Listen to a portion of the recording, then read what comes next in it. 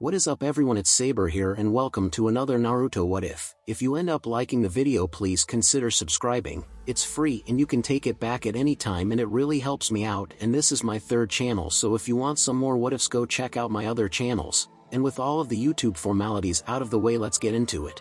Do you want to know why everyone hates you? Mizuki callously asked the orange-clad child before him. Mizuki, you can't, it's forbidden. Irika's strained voice pleaded with the treacherous shinobi. Oh, but I think our little friend here deserves to know the truth, don't you? Began the silver-haired Chunin. The truth is, Naruto, that 12 years ago when the 4th Hokage fought the nine-tailed fox but wasn't able to kill the demon, so he did the only thing he could, and sealed the beast into some stray bastard child. Being the fool that he is, the third refused to kill the demon and instead took the child into his protection while passing a law forbidding anyone who knew the truth from speaking of it on penalty of death, said the former leaf shinobi. And do you know what, you little shit, that child was you. You are the nine-tailed fox. Mizuki finished as a malicious smile spread across his face, and he and Irika waited for the inevitable cries of denial they were certain would come during the entirety of Mizuki's tirade. Naruto had never moved, had never said a single word. Even now at the end he remained still, as though waiting for the traitor to say something more. Is that all, or is there something more you wanted to tell me? Naruto said, barely loud enough for either Irika or Mizuki to hear, before vanishing from sight in a flash of crimson narration. But it can't be, it just can't be, Irika mumbled, shocked at the technique his worst student had just performed. You little shit, who do you think you're trying to fool? I don't know what that was, but there's no way you could ever pull off that jutsu, Mizuki yelled as her frantically began to scan the area for any sign of his prey, all the while trying desperately not to give away the fact that Naruto's display of skill had unnerved him far more than he dared to admit. You have disrespected not only the 3rd and the 4th Hokages, but also my mother and my father. Beyond that, you have betrayed your oath to the village, broken the 3rd's law, and caused harm to one of the few people in this world who actually give a damn about me. For what you have done, I'm going to make you regret ever being born. Naruto's voice echoed from the shadows as hundreds of shadow clones appeared in swirls of flames surrounding the traitorous Chunin. Despite his confidence, Mizuki was no fool and quickly attempted to flee in a futile attempt to escape the small army that had suddenly surprised him, only to realize that any such escape was completely out of the question. Within moments the Chunin was engulfed in a sea of orange as clone after clone bore down upon him. Still, Mizuki struggled in vain fight back against the seemingly never-ending copies of Naruto's that assaulted him before his body gave into the pain and he began to lose consciousness. Don't die yet, traitor, you still need to answer to the Hokage. One of the multitude of clones coldly spat as another brutally kicked Mizuki in the ribs, bringing him back into the waking world. Naruto, is that really you? How did you do all that? Irika asked as he stumbled towards the horde of orange-clad teens. Are you alright, Irika-sensei? You look pretty beat up, Naruto said as he moved to help the injured Chunin while the majority of his clones vanished from existence. I'm fine, and don't try to change the subject. I want to know how you were able to perform such advanced jutsu when you can't make a decent clone, Irika asked while allowing Naruto to help him to a nearby tree. I'm sorry, sensei, but that's classified, said the blonde, before checking to ensure that his clones had securely restrained Mizuki. Classified, Naruto? How could anything you're capable of doing be classified? You're just an academy student, Irika argued. Seconds before a team of Umbu and the 3rd appeared from the shadows. Irika, you will cease your questions. Naruto is not allowed to speak to anyone but myself and those I determine to be in a need to know. However, because you have seen some of his skills in practice, I will explain everything to you once we're back in the village, Hiruzen said before turning his attention on the blonde. Now that is settled, report Hokage-sama. As per your orders, I successfully stole and replaced the forbidden scroll with a duplicate before coming here to meet with Mizuki. Everything was proceeding according to plan until Irika-sensei was able to locate me sooner than I had expected. Because of his presence, I was forced to play along with Mizuki's tirade in order to ensure that the traitor would incriminate himself. Because of his lack of information, Irika-sensei had no idea of what was actually happening and was subsequently injured while trying to protect me when the traitor attacked. I then proceeded to apprehend Mizuki, with the results being as you see them, Naruto explained to the village leader. Very well, but I will want a more detailed written report by tomorrow, Naruto, as well as one from you, Irika said the 3rd to the aggravation of the blonde before him. But GG, I just told you everything that happened, Naruto whined to the 3rd's amusement. I'm sure you did, but the fact remains that when any shinobi completes a mission, a written report detailing that mission must be submitted for the official record. Even as a genin, you should know that. Hiruzen replied as before he and the others vanished, leaving a stunned and smiling Naruto behind. Time skip, Irika, what you are about to hear is a triple S secret, and not to be spoken of outside these walls. Hiruzen Sarutobi cautioned the man before him. I understand, Lord Hokage, replied the teacher. Very well then, as this secret revolves around Naruto, I will leave it to him to reveal it, Sarutobi said, signaling the blonde to begin. Thank you, Okage-sama sensei. As you know, in the world of shinobi, perception and disguise can often determine if one lives or dies. However, the same can be said about everyday life as well. 12 years ago on October 10th, two seemingly random events occurred. The first was that the Kyuubi no Kitsune attacked the village, and the second was that I was born on that night. Many brave men and women lost their lives trying to defend the village from the fox's rampage. The sacrifice they made saved many lives that would have otherwise been lost, and allowed the fourth Hokage enough time to devise a solution to end the threat once and for all. The fourth solution, while brilliant, was flawed, Naruto calmly said before being cut off by his teacher. How can say that the fourth gave his life to kill the demon and protect the village? If not for him, who knows what might have happened? Iruka passionately said. Of course you're right, sensei. I don't dispute that what the fourth did was noble. However, you and I both know the version of events that is routinely taught in the academy is not what actually happened that night, the blonde said, shocking Iruka into silence. But as I was saying, the fourth solution, while brilliant, was flawed in many ways. First and foremost, it cost him both his and his wife's lives, and condemned two other innocent souls to a life filled with pain and misery. But I've gotten a little ahead of myself. Before you can appreciate the effect, you must first understand the cause of the events surrounding the tragedy of October 10th. Everyone has always assumed that Kyuubi deliberately attacked the village, and this belief, everyone is wrong. People assume that because of the way they look that the Bijou are evil, when in fact their personalities are as complicated as yours or mine. The fact is that Kyuubi did not willingly attack Konoha 12 years ago. He was tricked into doing so through the power of the eternal Mangekyo Sharingan and its wielder Madara Uchiha. Naruto explained to the obviously confused Chunin instructor. While I find this amusing, Naruto, what you're saying simply can't be true. Madara Uchiha is dead. He died shortly after the founding of Konohagakure nearly 60 years ago. He's buried in the Uchiha cemetery. We have records attesting to that fact and witness statements testifying that his body was positively identified before he was buried, Iruka argued with the blonde, while the third simply watched the pair while smoking from his pipe. I understand how it seems, sensei, but I promise you that once I finish you will understand everything, replied Naruto as he once again delved into his story. I realized that every piece of evidence says that Madara Uchiha is dead, but appearances can be deceiving. The Sharingan is a unique bloodline which has abilities that are now commonly known. For instance, unlike other bloodlines, the Sharingan has the ability to advance into two additional stages. The second stage is called the Mangekyo Sharingan, and the final stage is the Eternal Mangekyo Sharingan. Each of these additional stages can only be reached by the wielder experiencing an event more intense than the one that gave him the previous version. In other words, if a person gains the Sharingan by seeing a friend die, then something more emotionally wrenching must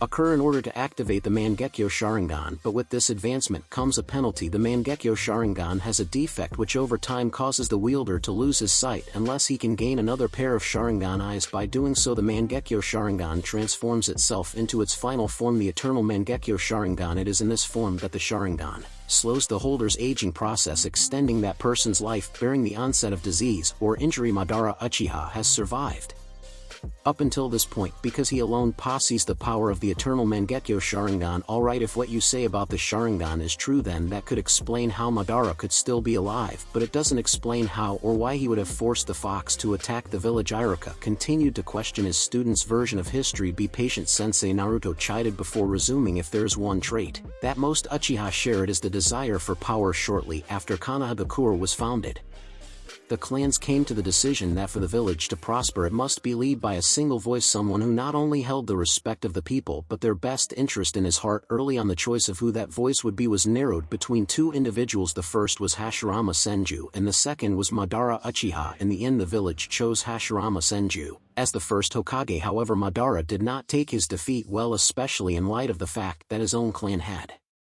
chosen to follow Hashirama over him. Madara chose to leave the village, but not before promising to return someday to take his revenge for the betrayal he felt he had suffered. He carried through with that threat sometime later when he returned and challenged the first for the right to lead. Accepting the challenge, Hashirama met Madara on the field of battle in the place that would come to be called the Valley of the End. They fought fiercely, but Madara was no match for the strength of the first. Realizing that he had no chance of winning with his own strength, Madara chose to unleash a power that had taken him years to acquire. He unleashed the power of the nine-tailed fox, but here too Madara underestimated the strength of the first and that of his wife Mito Uzumaki. At some point during the battle, despite the overwhelming odds, Hashirama gained control of Kyuubi, and in order to grant her husband the use of the Bijuu's power, Mito sealed the nine tails within herself. The battle ended.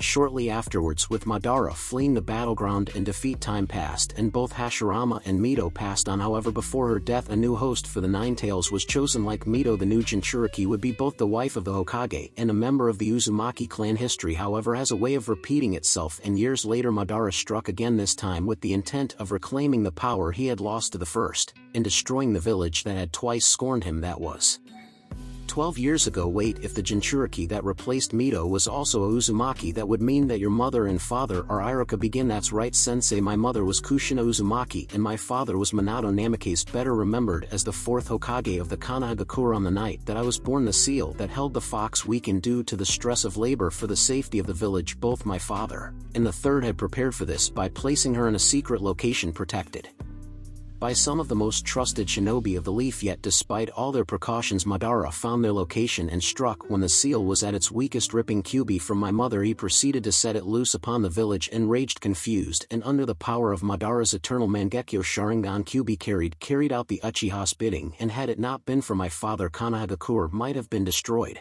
That night, however, the fourth was nothing if not prepared for any eventuality. After ensuring that his family was safe, he engaged Madara alone. They fought, and eventually the Uchiha was again driven off. However, that still left Kyuubi to deal with. Understand, if it had not been for the fact that she had just given birth, my mother would have been able to retrain and reseal the Bijuu back into herself. With that option no longer available, my father did the only thing he could to stop Kyuubi's rampage. He and my mother made the decision to seal the fox into me. They had hoped that at least one of them would survive the attempt, but realized that chances were that they would both die trying to seal the demon. Because of that realization and a bit of quick thinking on my father's part, they were both able to leave me with a final message before their passing. It is through those messages that I know what really happened 12 years ago, Naruto said, pausing to let Iruka come to terms with what he had said. How can any of that be true? If you were the fourth heir, then there's no way the people would have, the village would have. Iruka tried to reason out what he had been told. Iruka, calm yourself. Everything Naruto has said is indeed the truth. He is the son of Minato Namikaze and Kushina Uzumaki, and events occurred exactly as he stated. The third interjected, causing the scared-nosed teacher to simply nod before slumping back into his seat. For a time the room remained silent as Naruto and Hiruzen waited for whatever would come from Iruka next. Lord Hokage, like nearly all of those who are old enough to remember, I knew that the fox was sealed within Naruto, but I had no idea about his parents. With his parents being who they were, why wasn't his lineage made public? His life could have been so much better, so much happier. Iruka asked the aged village leader. I can't tell you how many times I considered revealing the truth, Iruka, but the simple fact is that both Minato and Kushina had enemies, that if they discovered that Naruto was their son would stop at nothing to kill him to gain some sense of revenge against his parents, explained Hiruzen. But surely the people would have treated me exactly the same way they have for the past 12 years. Naruto interrupted. It's just as I said before, sensei. Perception and disguise can often determine if one lives or dies. The people wouldn't care whose son I am. For them I will always be the reincarnation of Kyuubi. Not that it really matters anymore, Naruto said as he started to leave. Wait, Naruto, what do you mean it doesn't matter anymore? Iruka asked, halting in his step and turning to face the two men in the room. What I mean is that as of today they'd be right, the blonde said before his body erupted into crimson flames and he vanished from sight without a word about what had just happened. The third turned and stared out into the village. Iruka, until I tell you otherwise, what happened here tonight is still classified. Yes, Hokage-sama, the Chunin replied as he prepared to leave the office. And Iruka, make sure to add Naruto's name to the list of graduates and assign him to Team 7, Hiruzen calmly ordered. Of course, Lord Hokage, Iruka replied without question. Time skip. I'm sorry, truly, I am, but you can't live here anymore, Naruto. I have to think of the good of the other children, and as long as you're here people refuse to even consider adopting a child from us. Besides, I'm sure that Lord Hokage will find someone to take better care of you in no time, so don't be sad. You'll see soon you'll be in a nice home with new family that will love and take care of you, the orphanage matron said as she sadly looked into the eyes of blonde 4-year-old before turning to a nearby assistant. Please see that he gets to the Hokage's office. Ahsoka, of course matron, I'll make sure he gets to exactly where he needs to be, replied the young woman as she tightly grasped Naruto's hand and lead him away from the only home he had ever known, roughly pulling Naruto behind her. Ahsoka lead the blonde into one of the more out-of-the-way alleys of Konoha. For what seemed like hours the pair made their way through so many twists and turns that Naruto had no idea where he was, only that it wasn't where he was supposed to be. Ahsoka-san, I thought we were supposed to go to see the Hokage, Naruto cautiously asked, hoping not to draw the woman's anger as he seemed to do with so many other adults. Glancing back at her charge, Ahsoka smiled coldly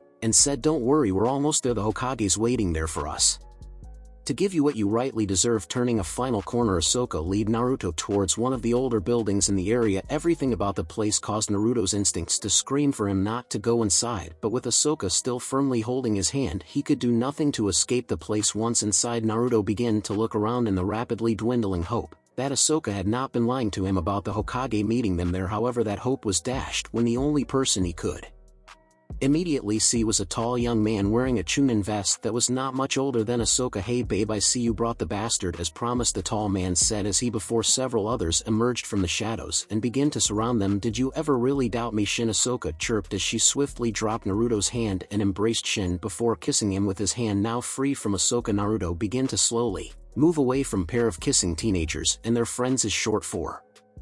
Your life had taught Naruto that these types of situations never ended well for him. Yo retard, where do you think you're going? The larger man carrying a ominously looking axe said as he forcefully pushed Naruto back towards the center of the group. I'm supposed to go see the Hokage so he can find a family to take care of me, Naruto replied as he quickly began looking around for a means of escape. Oh no, I don't think so, it's past time for us to finish what the fourth started, said a smirking short end fat pink-haired woman as she entered the building from the same door that Naruto and Ahsoka had earlier. You have been the bane of this village since the day you were born, and we can no longer afford to let something like you walk around freely, but don't blame us for the pain you're about to suffer. If that old fool Sarutobi had done what he should have for years ago, we wouldn't have to clean up his mistake now, the woman continued from her place next to Ahsoka and Shin. Remember kids, take care of it anyway you want, I don't care how, as long as it's done. When you're through, leave nothing behind, burn this place to the ground if you need to, but nothing must be left behind that can be traced back to us. As for you two, this is everything you'll need to safely leave the village and start over somewhere else, the pink-haired woman finished as she passed a large envelope to Ahsoka before turning and quickly leaving the building. Hearing what the pink-haired woman had said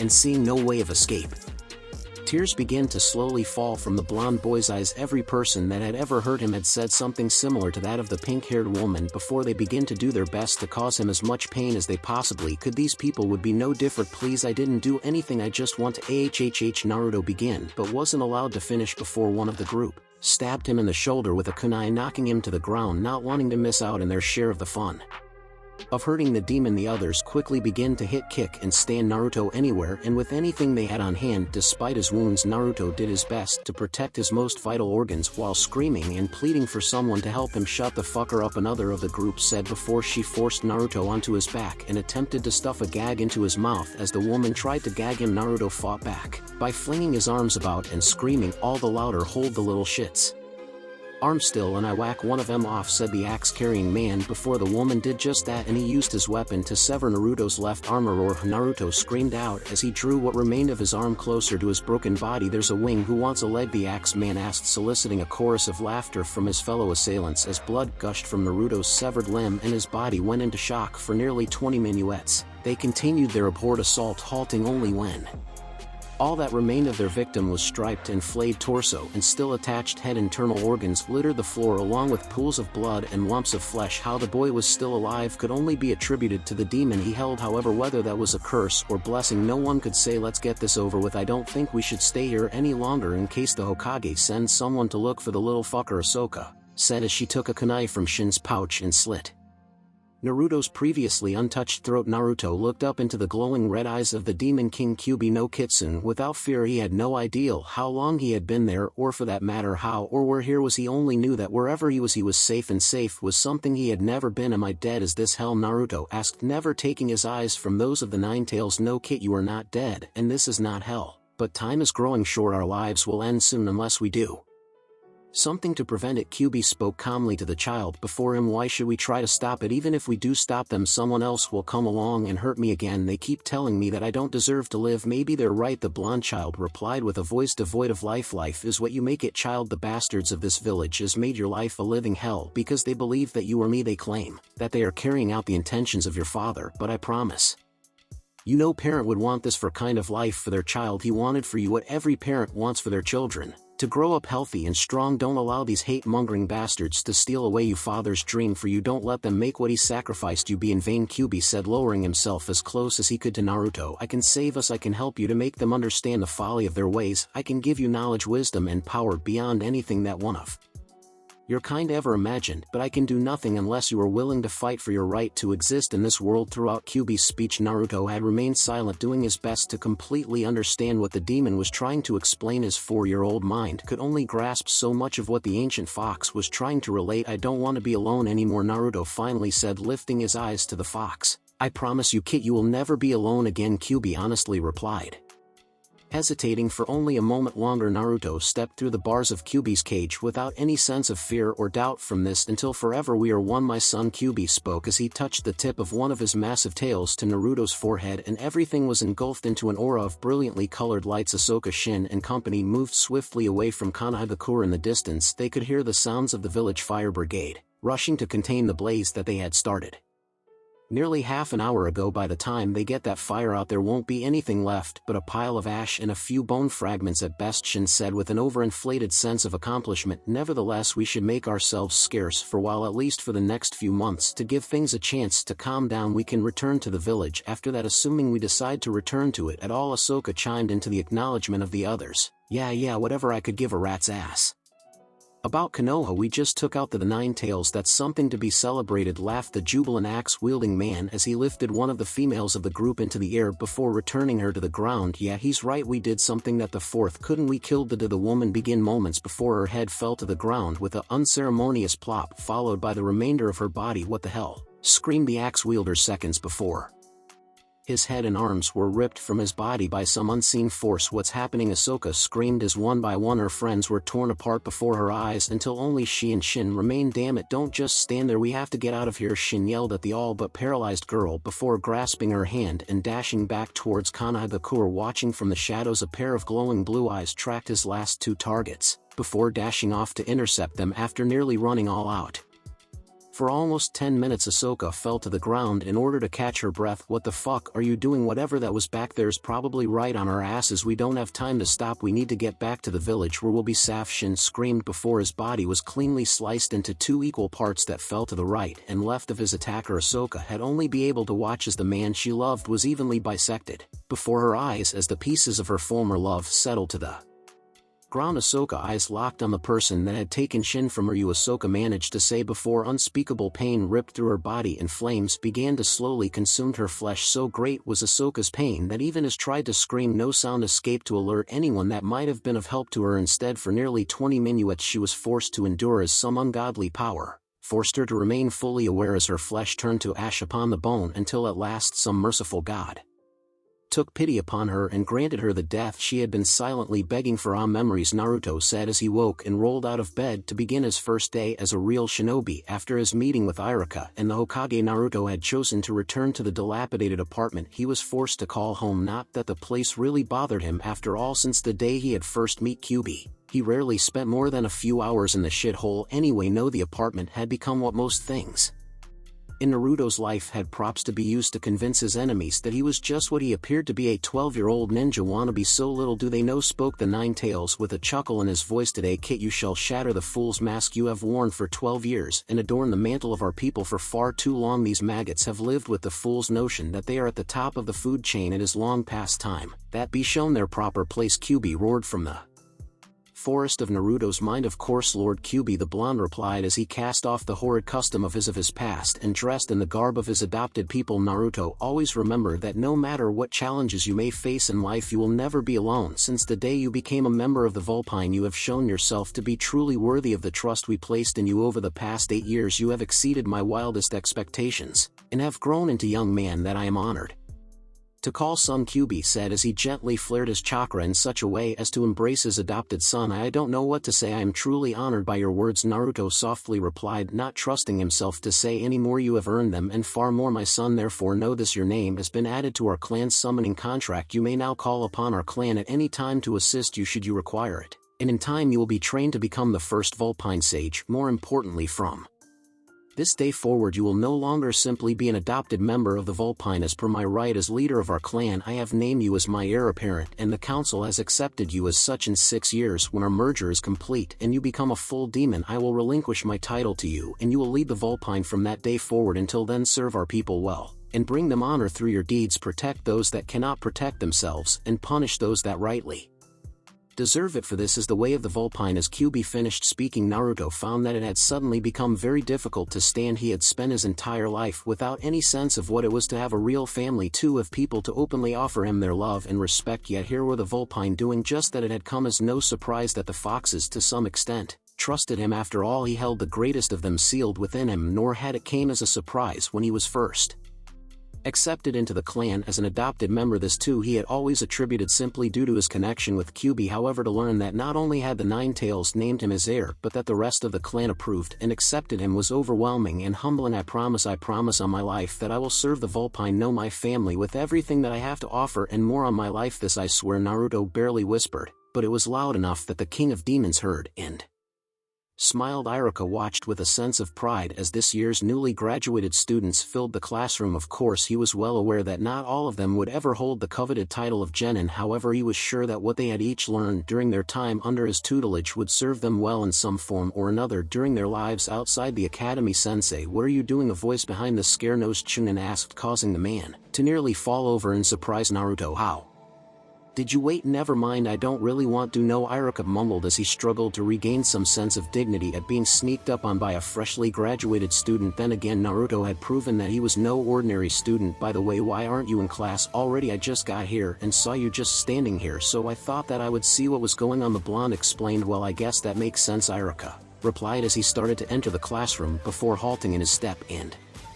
looked to his companion. Hey Naruto, how about doing me a favor before I announce the team selections? The teacher asked with more than a little merriment in his voice. What did you have in mind? Naruto responded with a smirk. Show them who you really are. Don't go overboard, but don't pretend to be the person we both know you aren't, Iruka said, clapping the blonde on the shoulder. Honestly, Iruka-sensei, the thought hadn't crossed my mind, Naruto replied as the air around him quickly shimmered, releasing the genjutsu concealing his appearance before entering the classroom. Iruka smiled appreciatively as he took in Naruto's new look. Gone was the kill me orange jumpsuit that the boy had seemingly worn every day for the past 4 years. In its place, Naruto wore a set of black umbu-styled pants, meshed undershirt, and long-sleeved overshirt. Instead of the standard-issue ninja sandals, he wore a pair of closed-toed boots that were augmented with a black metal plate on the toe and heel attached to his right leg was a standard issue kunai pouch, and on the left was another storage pouch for various items. Over everything else, Naruto wore a black sleeveless trench coat made of some material that Iruka could not identify, but that seemed to pulse and move as though it was alive. All in all, as far as style was concerned, Naruto had leap heads above his fellow classmates. Naruto paid no attention to the others in the room as he entered,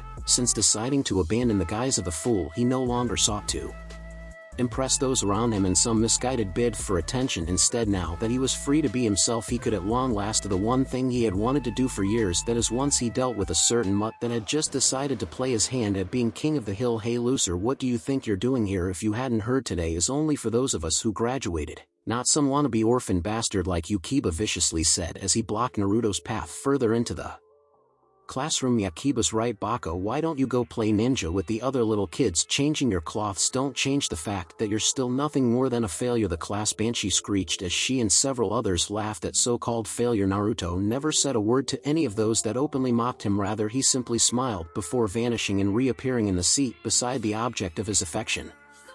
Excuse me, Hinata-chan, but is it alright if I sit here? The blonde asked, to the utter amazement of the girl beside him. To say that class was shocked was like saying that water isn't wet. However, they were not in awe of Naruto's interaction with Hinata, but rather his here never before seen speed. No one in the class had been able to track Naruto's movements. Even Sasuke, the current rookie of the year, had been unable to follow the blonde's movements, to his displeasure. Of Ku Rseuc and Naru Takuin, Hinata managed to say as her pale face turned a decided shade of pink, earning a broad smile from the boy beside her. Get away from her, you bastard. Hinata's my girl, Kiba growled as he finally realized where Naruto had disappeared to, glancing towards the now enraged Genin. Naruto's smile faded as he returned his gaze to the Hyuga heir. I apologize, Hyuga-san, I did not realize that you were spoken for, the blonde said as he moved to stand and find another seat. Hinata, for her part, had not really been paying much attention to what had been happening since Naruto had first asked to sit beside her. It was only when she felt him begin to move away did Kiba's remark and Naruto's response truly take root and forced her to act. What? No, Kiba and I aren't together. I have told him repeatedly that I do not wish to be with him, but he insists that I will be. As Hinata quickly explained to the blonde beside her, causing his smile to return once more and for him to retake his set. Didn't you hear what I said?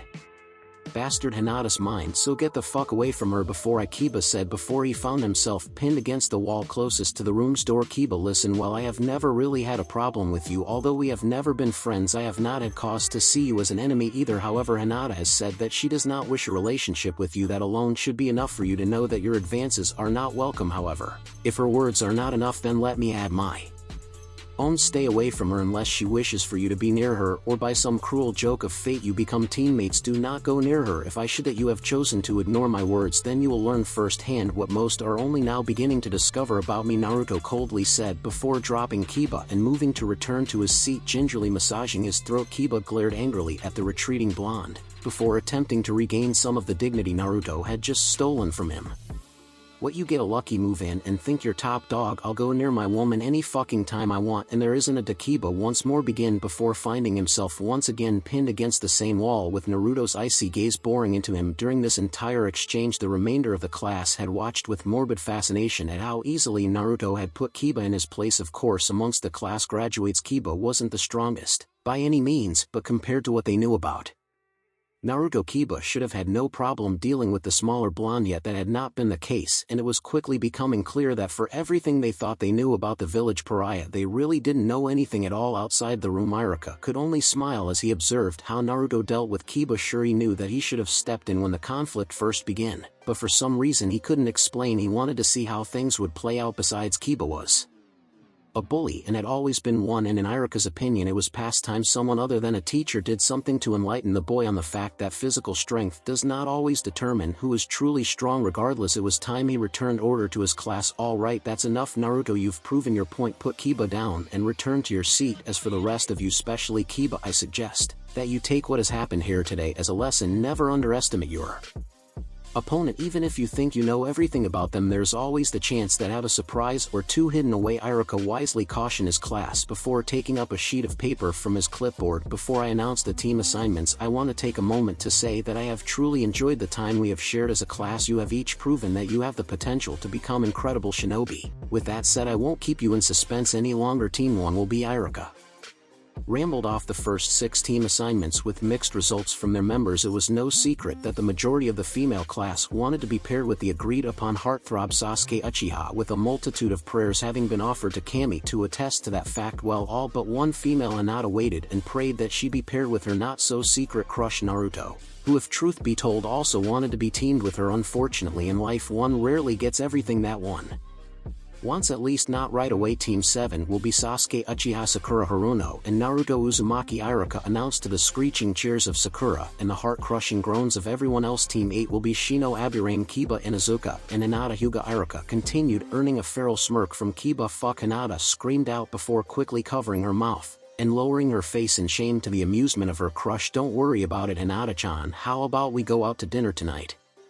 Just the two of us, and put it all behind us? Naruto asked, causing Hinata to forget her embarrassing outburst. After all, just because we aren't on the same team doesn't mean we won't ever see one another. Really? The heiress yelped with delight before quickly stammering a yes to the invitation and promptly passing out. We really have to work on the whole fainting thing though, Naruto chuckled before turning his attention back to Iruka as he finished handing out the assignments. Now all of you have an hour for lunch, then you should be back here to meet you Jonin sensei. But before you go, I want to wish you each luck in your shinobi careers, Iruka said before vanishing. A swirl of leaves. An hour later, the fresh Genins had all returned to the classroom to await their sensei. One by one the Jonin arrived to gather their teams until only teams 7 and 8 remained. Team 8, my name is Kurenai Yuhi, and I will be your Jonin instructor. Please follow me, Kurenai said as she waited for her team to join her at her sensei's instruction. Hinata reluctantly left her newfound place at Naruto's side with a barely heard promise to meet him later for their agreed-upon first date. None of this, however, went unnoticed by either Kurenai or Kiba. For her part, Kurenai looked upon the scene with a small sense of pride. Over the past 4 years, Kurenai had served as Hinata's de facto bodyguard and private trainer.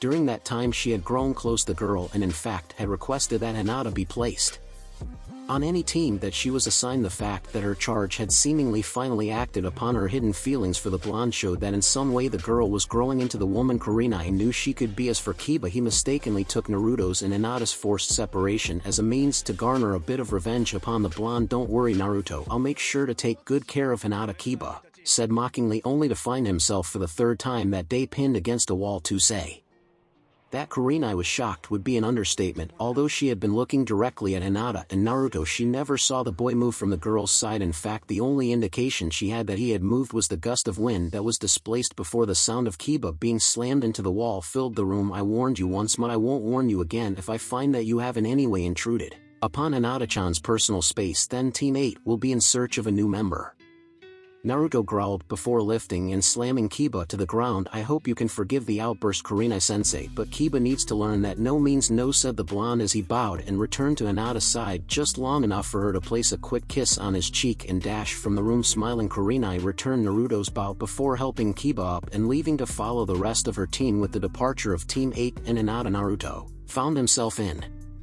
the awkward predicament of being alone in the same room as the rest of his team. It wasn't that he didn't like his teammates, no, dislike was much too kind of a word. Naruto absolutely hated the pair. In his opinion, Sasuke had the potential of becoming an outstanding shinobi provided he could get over his undeserved superiority complex and thirst for revenge. Well, at least his desire for revenge was understandable. After all, his entire clan had been slaughtered by his brother. However, the ideal that he was somehow better than everyone else was complete load of bullshit that had been drilled into him by several members of the civilian council simply because they had somehow gotten it into their heads that Sasuke's continued happiness would translate into their own personal betterment. As for Sakura, Naruto's opinion could best be summed up as a complete and utter waste of space. Of course, it was never his style not to give props where they were deserved. In her favor, Sakura was smart and had incredible chakra control. However, the former was because as a child she lacked friends and spent all of her time reading the vast amount of books her family had available due to their successful trade investments, while the latter was simply due to the girl's almost non-existent chakra stores. Beyond those two positive points, Sakura had nothing going for her. Any practical skills she might have learned during her time in the academy was washed out by her constant obsession with Sasuke and lack of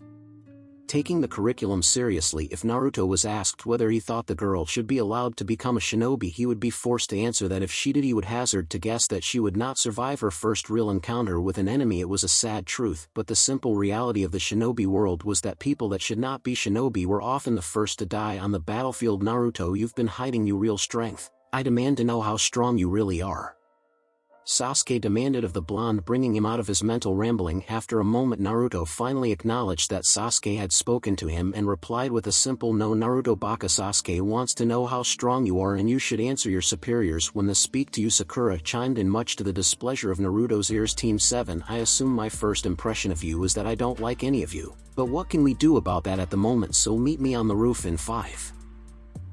Team 7 sensei spoke, gaining the attention of the bickering trio before vanishing in a puff of smoke. "See what you've done, Baka," Sakura yelled at Naruto, who shrugged with indifference. "Whatever," the blonde replied before he was consumed in a burst of crimson flames and vanished, leaving his squad mates to make their own way to the roof. 4 minutes 48 seconds later, a heavily breathing Sakura and Sasuke joined the remainder of their team on the roof of the academy. "All right, now that we're all present, why don't you all take a seat and I'll explain what we're going to be doing," the masked Jonin said as he watched the remaining members of his team take a seat, but not before glaring hatefully at their third member. "Okay then, to begin, my name is Kakashi Ataki and I will be your sensei until such time as you no longer need one. I already know all I need to know about you, and I'm sure you all know quite a bit about one another, so we'll skip the introduction stage. Tomorrow I will administer your genin test, and before you ask, the test you took in the academy was only to test your knowledge of being a shinobi. What I will be testing you on is a more practical application of what it means to be shinobi. Now I give you fair warning, of all the genin teams that I have given this test to, none have passed. You will meet me in the morning precisely at 7 at the 7th training ground. Don't eat, because you will just end up throwing it back up, and if you're late you automatically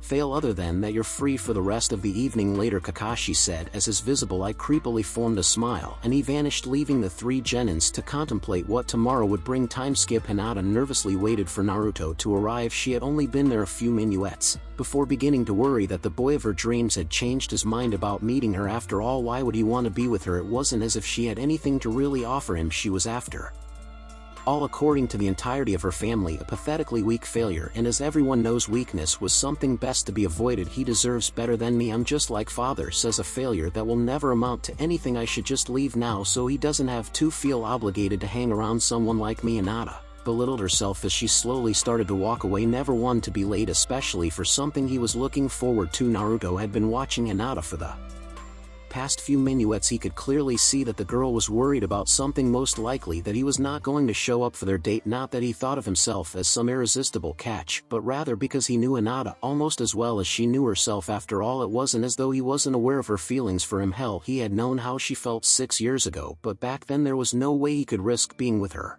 with the villagers almost constantly after him and no legitimate way of defending himself, let alone anyone else. He could not risk that they wouldn't turn on anyone that even remotely seemed close to him. However, things were different now. Now he was officially a shinobi of the village. Now if anyone attacked him or his friends, he had the right to retaliate with appropriate force. Now he could finally stop pretending that he didn't hold some feelings for the shy heiress and pursue the relationship that they had each been longing for. Hey, Hinata, Naruto called out as he jogged up to the departing Hyuga. I hope that I didn't keep you waiting too long. Our sensei took over 2 hours before he finally showed up, only to spend 15 minutes telling us about another test we have to take tomorrow, Naruto said in an over-exaggerated huff in the hopes of bringing a smile to his date's face. No, you're GHT on time, Naruto-kun. Hinata smilingly blushed as she responded to the one person that always seemed to be able to lift her spirits whenever she felt down. Really, that's awesome. Since I'm not late, then how about we get something to eat, Naruto asked. He soaked in Hinata's smile before subtly moving closer to the girl. Okay, how do you feel about ramen, Hinata suggested, knowing from her past observations of the boy that there were only a few restaurants in Konoha that would willingly serve the boy a meal. Naruto was beyond grateful for Hinata's deliberate effort to avoid some place that might prove less than tolerant of him. Hinata, you are defiantly a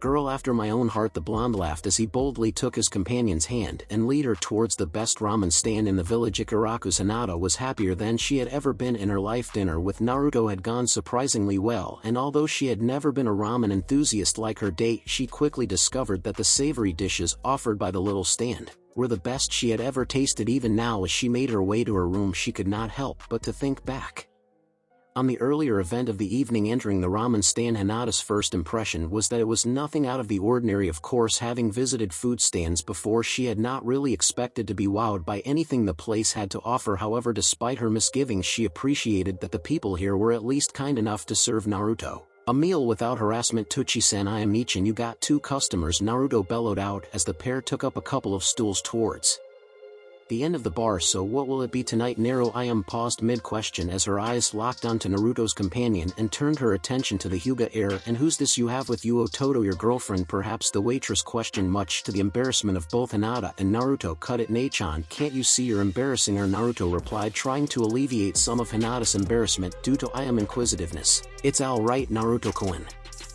Hinata said as he stood and bowed towards the young woman before her. My name is Hinata Hyuga, and Naruto was kind enough to invite me to dinner this evening to celebrate our graduation from the academy, the heiress said without any sign of a stutter, much to the surprise of herself and her date. Returning Hinata's bow, I am offered the girl a warm smile before saying, I'm sorry if I embarrassed you, Hinata-san. It is just that Naruto-kun is usually alone during his meals here, and after seeing that he was here with a cute girl such as yourself, I just thought that maybe my Ototo had finally found someone special to share his time with. I am explained, causing Hinata to further blush at the implication that she and Naruto might be a couple. Anyway, Nei-chan, if you're done with the 20 questions, could we? Well, Naruto-kun, what's the hold up? You're usually 3 bowls. And by now a strong male voice came from back of the stand. Oh, I'm sorry about that, Otosan. I was teasing Naruto-kun and his friend Hinata. I am explained as her father came into view. Well, any friend of Naruto is a friend of mine, Tuchi said as he came out to greet his customers. Now what will it be? The evening had progressed smoothly from there, with the pair enjoying their meal while sharing stories about themselves. Time, however, was not a friend to the fresh genins, as they both needed to prepare for the challenges of the coming day. I really enjoyed this evening, Naruto-kun, Hinata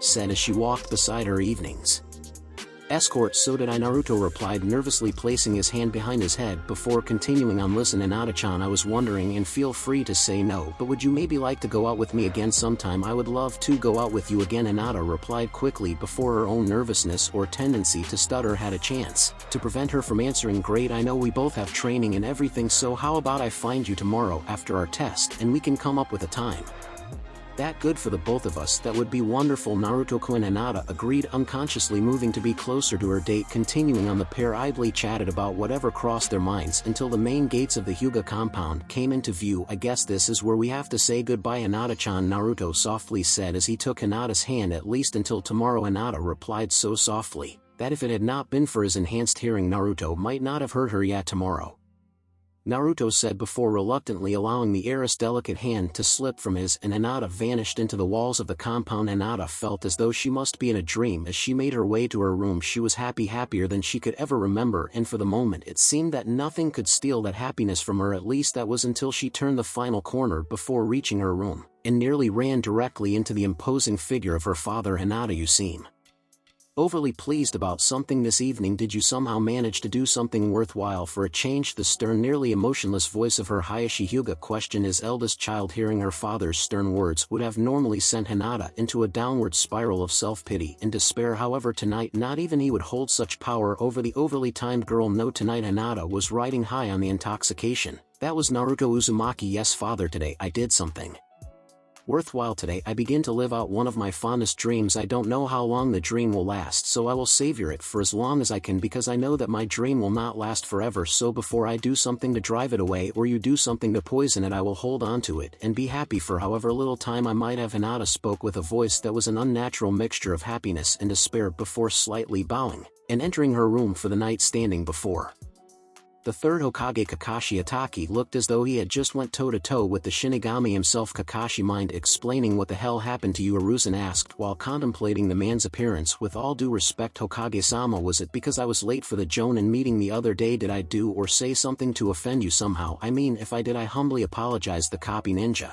asked, confusing the village leader. Kakashi, I've had a long day, and as you can buy the stacks of papers on my desk, it isn't anywhere near being over with, so if you wouldn't mind being a little less obtuse and just tell me what the hell is going on, and maybe I can do something about it. Hiruzen barked before taking a long draw from his pipe to calm himself. Kakashi wasn't sure if he should laugh or cry after hearing the third's response. On the one hand, it was obvious that the old man honestly had no idea what he had been talking about. However, the fact that the Hokage was so blind to the situation was both humorous and terrifying. Forgive me, Lord Hokage, I was unaware that you did not know the extent of the situation. As you know, I was assigned to be the Jonin sensei for Team 7, consisting of Sasuke, Uchiha Sakura, Haruno, and Naruto Uzumaki, began the masked shinobi. Yes, I know all that. I'm the one that gave you the assignment. Now for the last time, tell me what has happened, replied the third, while growing just a little bit irritated with the speed of the Jonin story. Of course, Hokage-sama, Kakashi quickly returned. As you know, today myself and the other Jonin instructors administered the required test to determine if the genin were actually ready to begin training in the field. For my test, I decided to use the bell test, the copy ninja explained as his thoughts drifted back to the morning's events. Kakashi watched the members of Team 7 with a deep sense of foreboding. In the hour that he had been observing them, they hadn't done anything but ignore one another. Well, that's not entirely true. Sakura had been constantly speaking to the Uchiha and asking him for dates, which he either refused or paid no attention to. Sasuke had been constantly studying Naruto, who had not been paying attention to either of the others, a fact that somewhat had the Jonin slightly confused. Naruto's reputation as a loudmouth prankster was well established throughout the village, so much so that whenever or wherever a loud commotion was heard within the leaf, one could be sure that Naruto's name would come up regardless of if the boy had anything to do with the disturbance or not. So watching the most hyperactive person the leaf had ever produced simply sitting under a tree doing absolutely nothing was mind-boggling. Still, for Kakashi, stranger things had been known to happen. Of course, he was hard-pressed to name one offhand, but he was sure that given enough time he would be able to come up with one or two. But then the enigma that was Naruto was something best left to a latter time, deciding that forcing them to wait for him for 3.5 hours was long enough. Kakashi dramatically appeared in a puff of smoke before his students. You're late, Sakura shouted, turning to glare at the masked Jonin. Kakashi, for his part, simply waved off the pink-haired harpy's outburst and motioned for his students to stand before him. Now that we're all here, I'll get right to the point of today's exercise. As you know, in order to become a genin of Konohagakure, you must first pass the Academy graduation exam. However, in order to actually be accepted as a shinobi of the leaf, you must prove that you are ready to lead the life of a shinobi. It's one thing to understand the theory of what it is to be a ninja, and something entirely different to actually be one, Kakashi explained as he carefully watched the children before him. With that said, the test that I will be giving you is called the bell test. As the name implies, it involves the two bells I have here. Your objective is to do Whatever you have to in order to capture one of these bells. The only rule is that you must have captured a bell before noon today. Fail to do so and you will be sent back to the academy for remedial education. Beyond that, you may use anything you can to accomplish the task at hand. My only advice to you is to come after me with the intent to kill, or you won't stand a chance of succeeding. But sensei, if we attack you like that, won't you get hurt? Sakura asked, genuinely concerned for the older man's safety. Sakura, I'm sorry to be blunt, but the fact is that you are all genins. Despite what training you might have had, I doubt any of you could come close to seriously harming me. However, by coming at me with the desire to kill, it will ensure that you hold nothing back and give your very best. Kakashi explained to the girl, as though she was an infant. Now, unless there are any other questions, you may begin. The masked ninja finished as each of his potential students dashed off into the surrounding woods before taking out a small orange book from his pouch. Well, at least they're smart enough not to just attack head-on. Naruto grumbled to himself as he moved silently towards his teammates. Before Kakashi had finished explaining the conditions of the test, he had figured out that the real purpose of the exam was to show that the three of them could work as a team. He had hoped that, considering he was partnered with the so-called brightest students of the year, that his teammates would have come to the same conclusion. Unfortunately, he had been sorely mistaken. Guys, hold up, I think I understand what this test is about and what we need to do in order to pass it, Naruto whispered as he settled in beside the last Uchiha. Please keep your opinions to yourself, as if either of us would give a damn about what a dummy like you thinks. Sakura dismissively spat towards her blonde teammate. Personally, I don't care what either of you think about anything, and as for you, Dobe, you were a failure in the academy and you're still a failure. Just because you changed your cloths and got lucky against Kiba doesn't change a damn thing. A failure will always be a failure. So before Kakashi sends your sorry ass back to the academy, take a seat and watch while I'll show you how a real ninja works. Sasuke lashed out against the mere ideal that either of his teammates might have something to contribute to his accomplishing the goal at hand.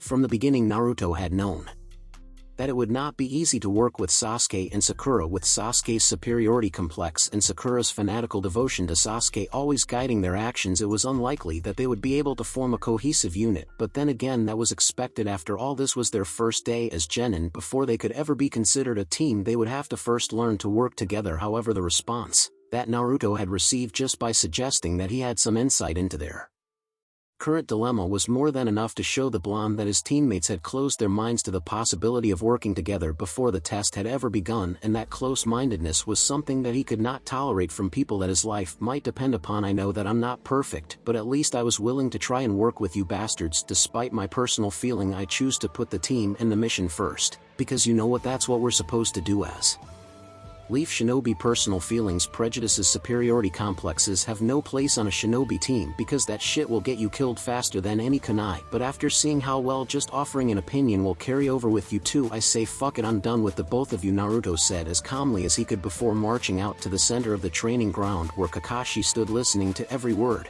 that passed between the teams. You know, stealth is the shinobi's bread and butter.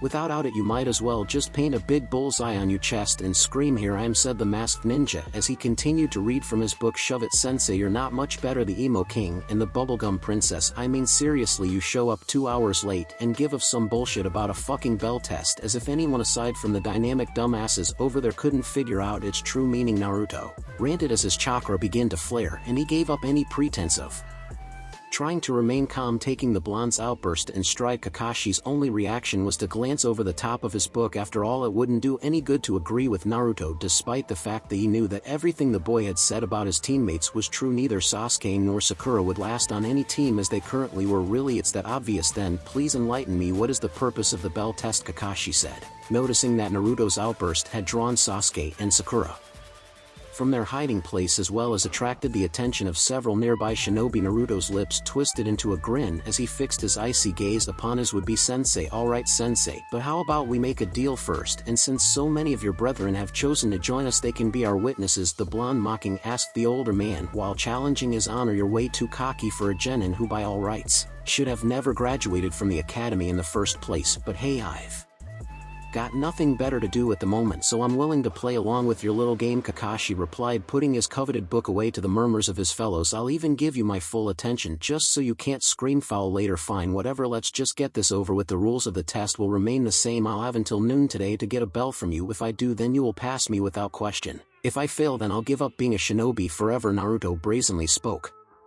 Shocking everyone present, you understand that this is a challenge of honor. If you lose and don't follow through with your end of the bargain, although you will still be a shinobi, no one in the leaf will ever trust you again, Kakashi replied, hoping to emphasize exactly what kind of bargain Naruto was entering into. Oh, I understand, I pass your test and I'm a shinobi, I fail and I'm out. The blonde smirked as he answered back. Truly, Kakashi did not want to accept the boy's offer, but with so many of his fellow ninja watching, he felt he had no choice but to do so or lose the respect of his fellows. Very well then, Naruto, I accept your conditions. It is now 11. You have 1 hour to capture a bell and prove that you understand the purpose of this test. You may begin at any time, the copy ninja said, knowing that without his teammates to support him the boy had already failed. Alright then, allow me show you what the bell test is all about, the blonde said, as two unknown shinobi appeared at Naruto's side.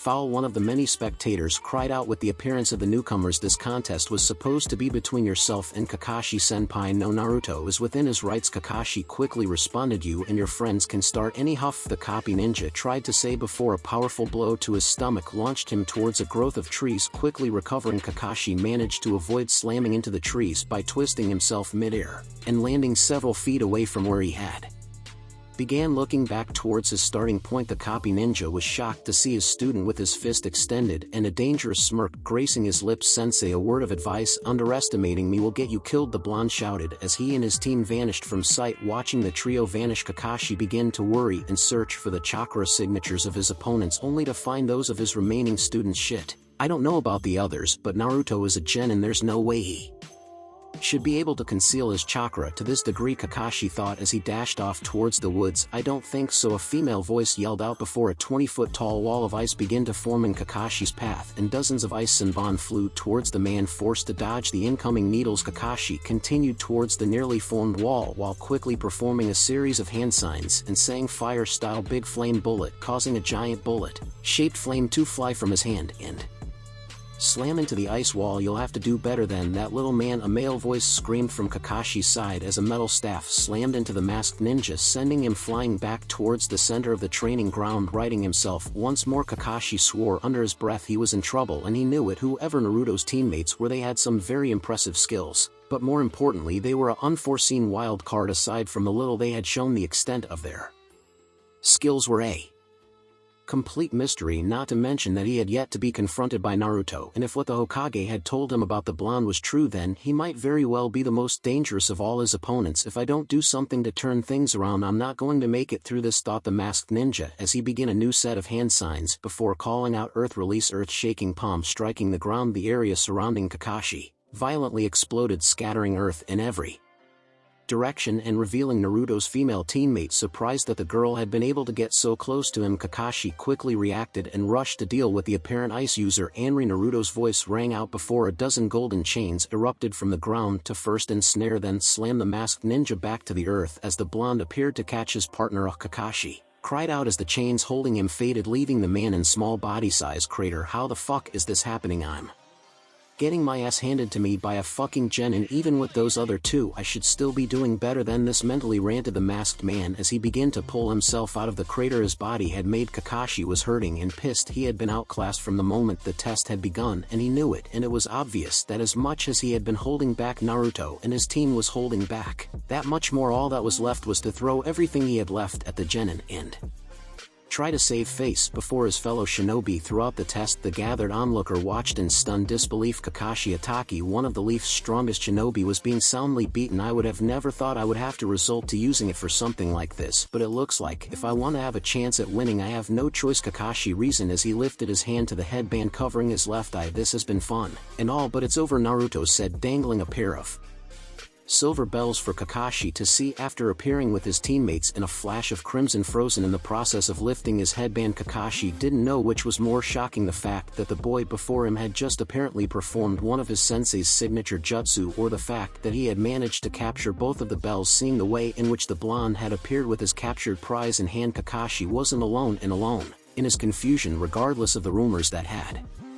been circulating since the Mizuki incident and the information that he had been given by the third. Kakashi still had not been able to believe that Naruto was truly able to use the fourth jutsu. However, as hard as it might have been to believe, the proof was right in front of him. How? Kakashi mumbled the singular, not sure if he was asking about the bells or the jutsu. The bells, I substituted a transformed clone with the bells when I first hit you, Naruto calmly explained, but if that's when you got the bells. Then why did you continue to fight? The test was over, or is it that you just wanted to humiliate Kakashi-senpai? Someone from the crowd questioned the blonde embarrassed Kakashi-sensei. No, I did not do this to embarrass him, I did it to prove a point, Naruto replied to the unknown person. A point? What point? Kakashi asked as he seated himself on the ground. I bet you that I could pass your test, and show you that I understood the true purpose of the bell test, but it never crossed your mind that I might be able to actually do it. You assumed that because you were an elite jonin that a lowly genin like me couldn't touch you. You assumed that even with the addition of my team that I didn't have a chance, but look at where we are now. You're on US after getting your tail handed to you by single genin and a couple of shadow clones, Naruto defiantly said as his team vanished from existence. The boy cheated somehow. There's no way those were shadow clones. Another voice from the crowd yelled out as a chorus of voices joined in the disbelief. Fail the bastard Kakashi, the crowd demanded of the copy ninja. And what do you say, sensei? Naruto asked, fully prepared to abide by the terms of their agreement if Kakashi chose not to pass him. Looking into the eyes of the Fourth's legacy, Kakashi knew that what the boy had said was indeed the truth. He had not considered that Naruto would have ever been able to defeat him, nor that the additional teammates could have been anything other than real people. Today, Naruto, you have taught the teacher a valuable lesson. I hope that tomorrow I can do the same for you, Kakashi said, shaking his head in disbelief of his own stupidity. You mean you passed, said the masked ninja before vanishing in a burst of smoke. With Kakashi's disappearance, the gathered shinobi along with Naruto also took their leave until only Sasuke and Sakura remained. Sasuke, is everything alright? You're tremblingly, Sakura asked the object of her obsession. Alright, no Sakura, I'm not alright. Naruto has power that he doesn't deserve, power that should belong to me. I want that power, Sakura. I need that power and I will have it no matter what. I have to get it, Sasuke growled to the girl at his side. If that's what you want, Sasuke, then I promise to do anything I can to help you get it, Sakura vowed, not caring about anything but the happiness of the last Uchiha. And that is what happened. Lord Hokage Kakashi reported the village leader Hiruzen had listened carefully to what Kakashi had told him. He had known beforehand that Naruto was far more advanced than an academy graduate should be, but he honestly had no idea that the boy's skills were so advanced as to allow him to create clones capable of the feats Kakashi had described. Of course, without knowing exactly what Kyuubi had been teaching, Naruto also allowed for the possibility that the beings Kakashi had fought weren't clones at all, or at least clones by any definition that he was aware. You passed him, of course, asked the third, turning his eyes to the masked ninja. Yes sir, I saw no reason not to. This is Naruto after all, Kakashi said as his eye formed a creepy kind of smile. Agreed, although Naruto's abilities are daunting, we have nothing to worry about from him. He has proven his loyalty to the leaf above and beyond what should ever be asked of someone so young of age. I however am more concerned with the actions and sentiments of your other students, Sarutobi said, taking two files from a drawer of his desk. I understand, sir. Sasuke's only concern was proving his own strength, while Sakura only cared for the thoughts and concerns of the Uchiha. Neither ever considered the ideal of the three of them working as a team and dismissed Naruto without ever taking the time to even listen to his thoughts on the matter, a fact that forces me to conclude that neither are ready to begin field training, Kakashi stated, breathing deeply. Sarutobi read over the files of the two genin in question. It wasn't the first time that the old fire shadow had heard the arguments Kakashi presented. It in fact been a running topic of many of the duo's academy instructors, along with the repeated recommendation that both children either be held back or dropped from the program. But the fact that Sasuke had somehow become a favorite of the civilian council and that Sakura's mother was a prominent member of said council prevented such prudent actions from being taken. What is your decision concerning Sasuke and Sakura? The third asked. The fact that they ignored a teammate who had information that could have assisted them during the test, refused to work with said teammate, and did nothing while said teammate successfully engaged the enemy and completed the mission are not actions befitting a leaf shinobi. Therefore it is my decision that both Sakura Haruno and Sasuke Uchiha be returned to the academy for remedial education, Kakashi solemnly replied, nodding his head in agreement.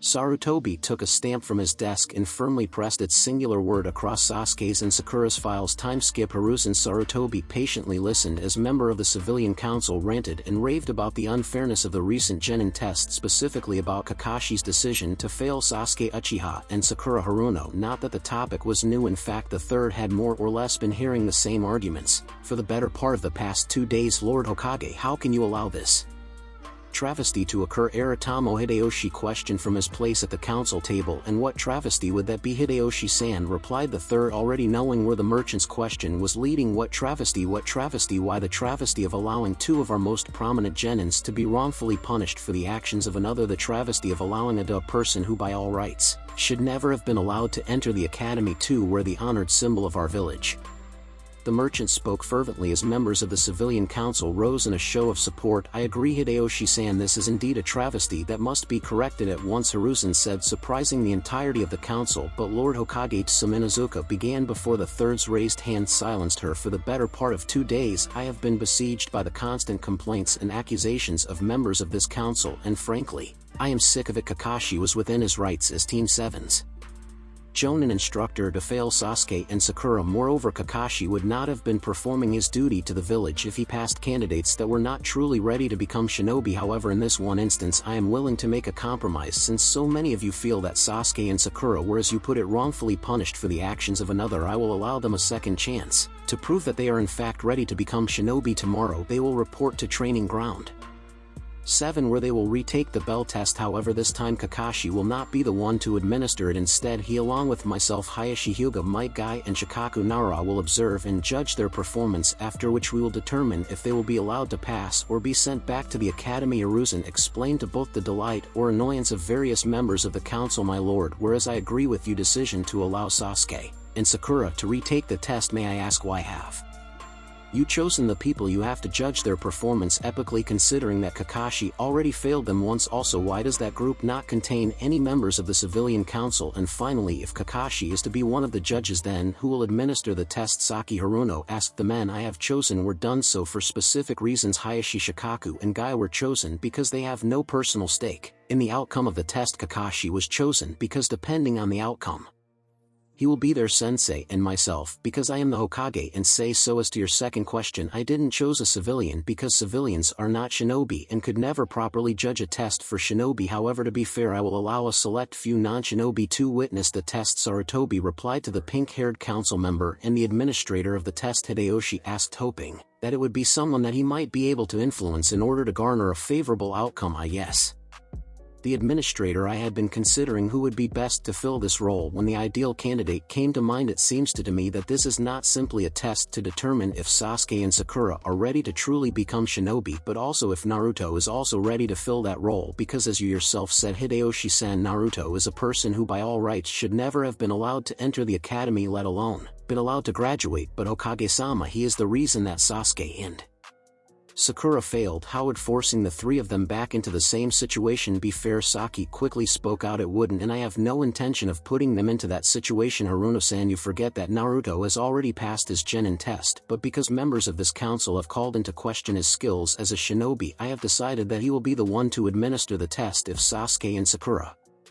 can manage to capture a bell from him while proving that they understand what the purpose of the test truly is, then they will pass and join the rest of Team 7. However, if they can't, then they will fail and be sent back to the academy, provided that they still wish to remain shinobi of the leaf. And before any of you object, my decision in this matter is final. If you want Sasuke and Sakura to be allowed to retake the Genin test, then Naruto will administer it. Otherwise, they will return to the academy for remedial education or leave the shinobi corps altogether. Sarutobi finished as the civilian side of the council exploded in outrage. Hokage-sama, be reasonable and allow the Genin to be given the test by a more qualified person. As you said yourself, the boy is only a Genin. Don't you think that Asama or perhaps Chosa Kimichi would be a better choice as administrator? Hideyoshi asked, hoping to change the mind of the third. Did I stutter a moment ago? Were I not clear when I said that my decision was final? The only way Uchiha and Haruno will retake the Genin test is if Naruto administers it. If the council has a problem with this, you are free to withdraw your petition, which of course will mean that Kakashi's original decision to fail the pair will stand, and they will be sent back to the academy. Hiruzen calmly stated as he leaned back into his seat. The shinobi side of the council have for the most part been silent during the Hokage's declaration. In truth, their only issue with the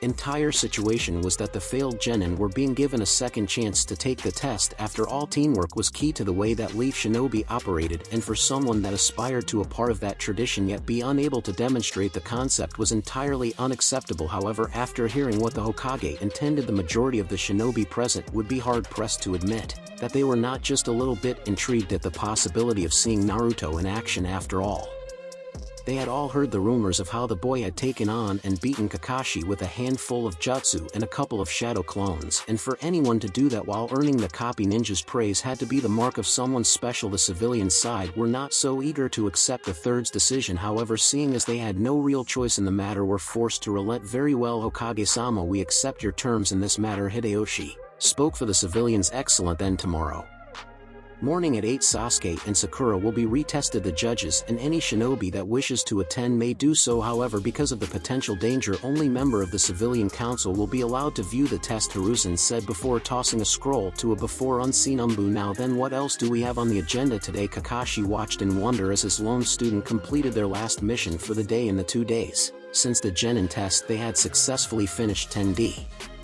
ranked missions thanks mostly to the blonde's almost endless ability to create shadow clones and desire to push himself. That's enough for today, Naruto. If we keep going at this rate, then there might not be any missions left for the other teams. The copy ninja chuckled as his student dismissed the remainder of his clones. If you say so, sensei, but from what I can tell, there will never be a time when people aren't willing to pay someone else to do the work they don't want to do, replied the blonde as the duo set off towards the mission hall. That might be so, but as long as those kind of people exist, then we shinobi will always have an income. D ranks might not provide you with a large paycheck, but they will keep you fed. I know, sensei. Thanks to them and old man Ichiraku, I've been able to put food in my belly on more than one occasion, Naruto replied, much to the surprise of his teacher. Wait a minute, are you telling me that you've done D ranks before? Kakashi questioned. I thought you knew I've doing these kind of things for GG since I was about 5. At first he would just send me from place to place to deliver or pick up something for him. Then as I got older, he let me do things like clearing out sheds, arranging papers, walking dogs, repairing fences, and so on. I'll admit, at first I thought it was just some kind of game, but then one day I didn't complete the task he had given me, and he explained that when a shinobi is hired to do a job, he is expected to complete it. If he doesn't, then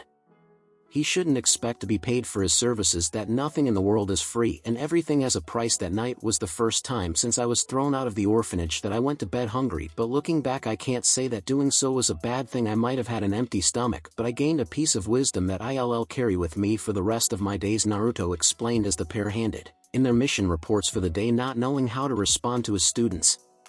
Kakashi was somewhat relieved when an Umbu appeared before them. Kakashi-senpai, Naruto Uzumaki, by order of Lord Hokage and the Council of Kanagakure, you are to report to Training Ground 7 tomorrow morning at 8 in the morning. This scroll will explain everything else you need to know, said the Umbu before vanishing from sight. What's going on, sensei? Naruto asked as he watched Kakashi open the scroll left by the messenger. Well, it seems that Sasuke and Sakura did not agree with my decision to fail them and complain to the council. Lord Hokage has therefore decided to allow them to retake the exam, only this time their performance will be judged by a panel of 5 shinobi including Hokage-sama and myself, Kakashi explained as he read through the scroll. Okay, but if they're being retested, why do I have to be there? Is the council making me take the test over as well? No, but it seems that the question of whether you are really ready to be a shinobi was brought into question. However, Lord Hokage refused to override my decision to pass you. Instead, as way to settle the matter, he has decided that you shall be the one to administer the test for Sasuke and Sakura, replied the masked shinobi. Are you serious? I have no idea how to even begin to do something like that, replied the blonde as he began to pace back and forth. Calm down, Naruto, it's really not that difficult. The rules of the bell test are simple. The genin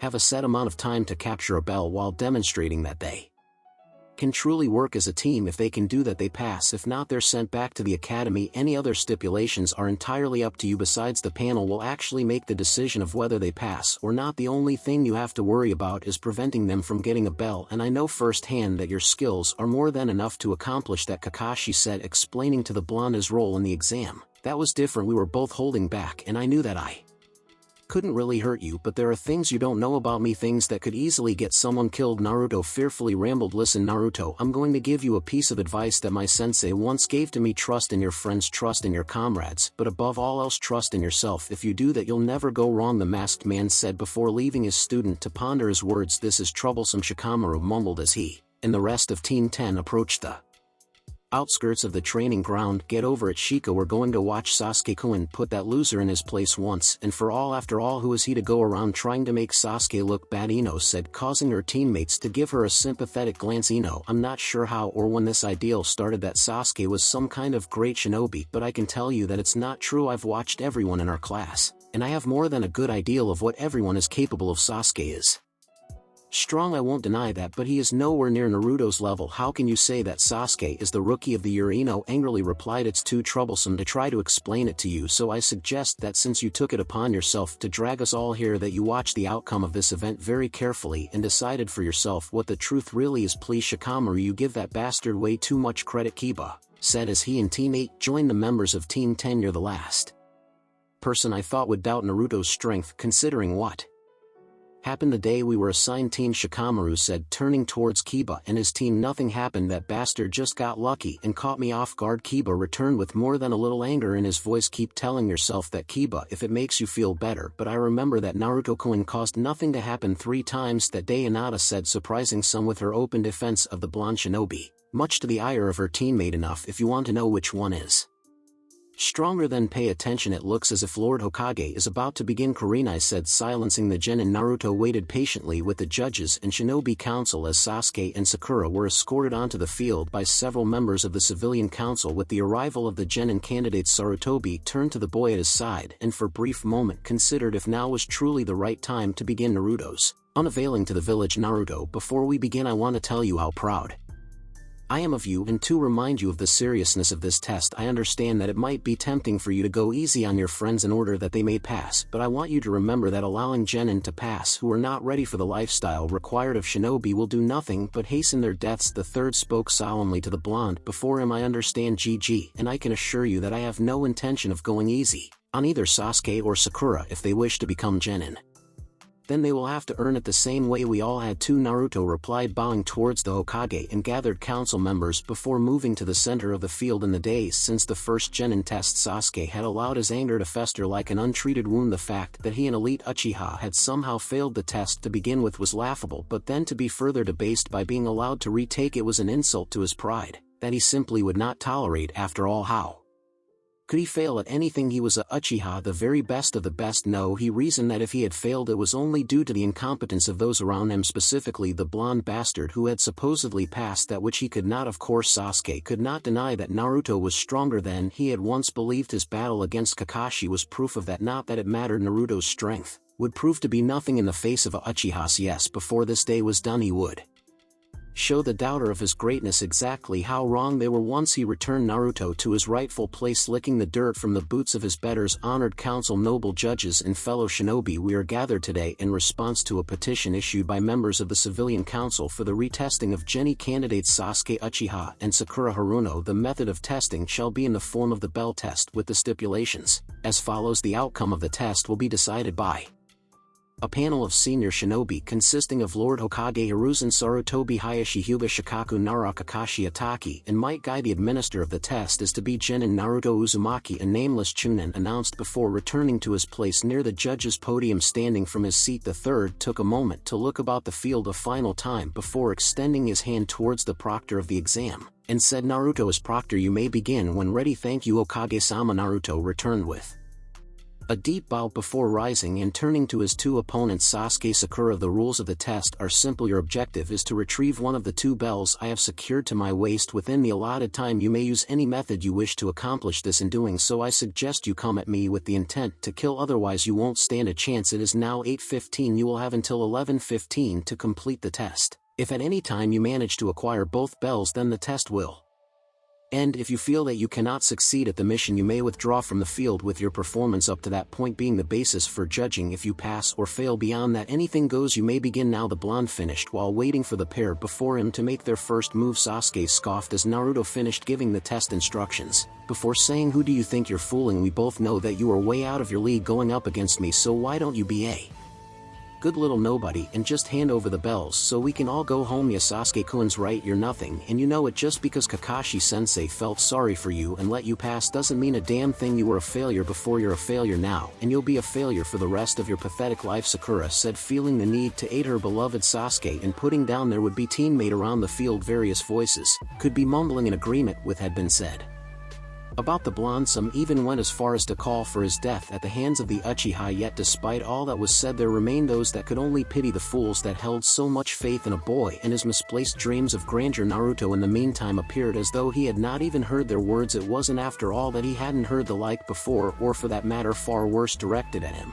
If all either of you can do is hurl blunt insults, then I would suggest that you give up now, because the world of shinobi has no place for weaklings such as you. Naruto responded as he continued to wait for the pair to actually do something. Fine then, never say that I didn't try to spare you from being embarrassed, Sasuke said as he rushed towards Naruto with a kunai drawn, intent on ending the blonde with a single strike. For his part, Naruto cocked an eyebrow as he watched with morbid fascination as the would-be Avenger attacked head first. What a dumbass, Naruto mumbled as he sidestepped out of Sasuke's path, almost feeling sorry for the boy. Naruto extended his arm, catching the would-be Avenger with a classic clothesline that dropped the boy instantly to the ground, clutching his throat. "What did you do to Sasuke-kun?" Sakura screeched as she watched her obsession twisting on the ground in pain. "What did you expect me to do? Just stand there and let him stab me?" Naruto replied, dumbfounded at the stupidity of the Banshee's question. "Of course you should have. Sasuke is better than you, and if he wants to stab you to death you should let him," Sakura answered as she jumped back, unleashing a barrage of kunai at the blonde. Considering the girl had to be the most obsessed crack whore he had ever had the misfortune to encounter, Naruto praised Kami that he no longer had to force himself to pretend to like her. Quickly running through several hand signs, Naruto switched places with a log just as Sakura screamed out in terror, before she dropped to the ground and began to twitch. Feeling a pang of guilt as he appeared over his victim, Naruto could only pity her for the horrors she was being forced to witness. Although genjutsu would never be his strongest attribute, he was more than capable of casting a few of the lower level ones, and the demonic hell viewing technique was the best in his limited arsenal. Around the field, shinobi and civilian alike stood in awe as the village pariah easily evaded and countered everything that the supposed best of the year had to offer. "Well, Ino, anything to say about your precious Sasuke-kun now?" Shikamaru asked, only to have his question answered with silence. It had only taken a few minutes to deal with Sakura, but that short time had been enough for Sasuke to recover. "I've had enough of you." Fire style Phoenix Flower Jutsu, the Uchiha yelled as drew in his breath and released dozens of small fireballs that hurled their way towards Naruto. "I'm impressed you can handle this level of jutsu," Naruto said as he vanished, causing the fireballs to crash harmlessly into the ground. "However, I'm afraid that it's time I brought this to an end." "Chains of the underworld," finished the blonde, slamming his hands to the ground, causing several golden chains to appear and ensnare the raven-haired boy. "Bastard, when I get loose I'm going to fucking kill you," Sasuke ranted as he uselessly struggled against the chakra chains. "Struggle all you like, Sasuke, but as long as I have chakra then those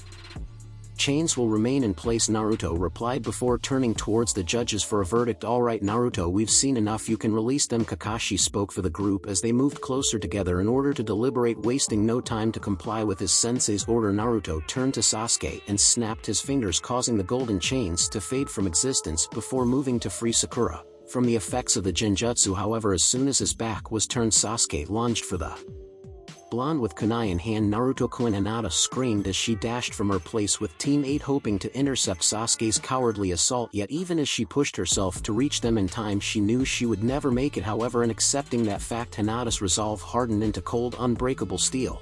Should the Uchiha succeed, then he would not live long enough to enjoy his victory. She would avenge her beloved by ending the life of the one that had taken his. Fortunately, Hinata's warning proved to be enough as Naruto quickly dropped into a sweeping kick that unbalanced Sasuke and sent him crashing towards the ground. Seizing the advantage, Naruto shifted positions enough that he was able to launch his right foot into the Uchiha's chin and send him flying backwards before sliding across the field in an unconscious heap. "Are you alright?" Hinata worriedly asked as she at last made it to Naruto's side. "Thanks to you, Haim. If not for your warning, then things might have turned out differently," the blonde replied as he drew the Hyuga air closer before placing a tender kiss upon her cheek, causing the normally timid girl to fold herself closer into his embrace. "Secure Sasuke and wake up." Haruno the third angrily yelled, approaching the pair of embracing teens. "Are you alright?" Naruto: "Yeah, I'm fine. The bastard never touched me." "Thanks to Hinata." "Very well, then I want you to report to my office this afternoon along with Kakashi. I need to speak with you about the future of Team 7. Sarutobi said before returning to the other judges. "Now then, with that bit of added entertainment taken care of, I will announce the decision of the judges. It is with a heavy heart that I must formally announce that Sasuke Uchiha and Sakura Haruno have failed to meet the standards that are required of Leaf Shinobi upon obtaining the rank of Genin. To this end, they are hereby stripped of their Genin rank, in order to return to the Shinobi Academy for remedial education until such time that the instructors there feel that they can once again fulfill the duties of a shinobi. This decision is final, and no argument will be heard in regard to the decision that was made here today. With that said, you are all dismissed," said the third, much to the annoyance of the civilians and still loyal Uchiha supporters.